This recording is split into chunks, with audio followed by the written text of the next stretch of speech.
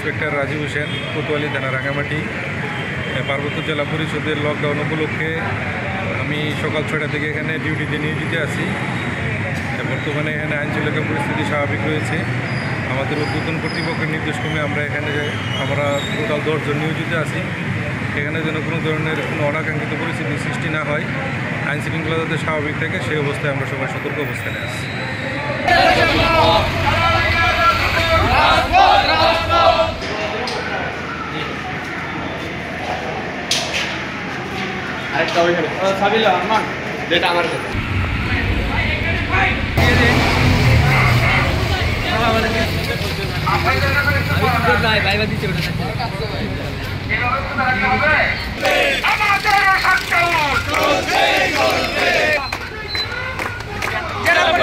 বৈষম্য